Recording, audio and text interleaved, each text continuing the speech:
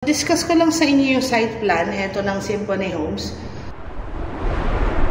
So, ito yung single detached. Mustard color yan. So, ito yan. From block 42 to block 3. Ayan siya. Sa may entrance siya. Ayan yung ganito yung itsura niya. May mga spaces yan kasi single detached yan. Ayan. Tapos yung townhouse end unit. Ayan, yung mga blue. Yan yung mga end unit. Ayan. Mga end unit yan. Tapos yung townhouse inner unit, yan naman yung mga nasa gitna. Ayun o. Yung mga dilaw. Yan yung mga inner unit. 54 square meter yung.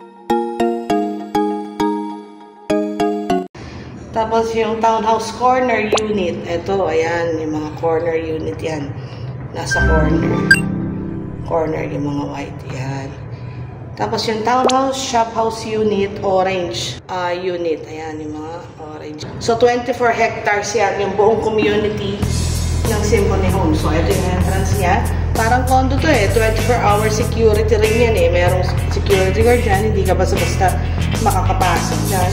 Tapos, ayan siya. Tapos, ayan, ito na yung pinaka-amenity. Ayan yung swimming pool. Ayan, yung swimming pool. Ayan, tapos yung farm, ito yung post park. Yan, yung kids pool, adult pool. Yan. Tapos ito may entrance din, exit din dito. Ayan, exit naman yung dito. Tapos yung basketball court, covered basketball court. So may mga parking areas dyan sa may amenity. Ayan.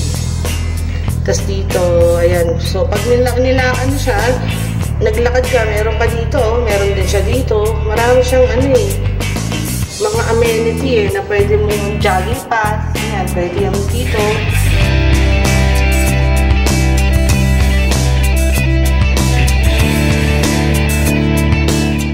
So, pag diretso mo ng NLEX, ayan sa dulo, Santa Ines, ito na yung Symphony Homes. Tapos, ito siya, Clark Airport. Actually, 10 minutes away lang yan from Symphony Homes yung Clark International Airport Actually, mag-e-expand pa tong Clark International zonal value ng Symphony Homes, tataas yan kasi siya, nagde-develop na tong Pampanga. Yung rental rate dyan, tataas pa in the future. So, good din siya for business, for families.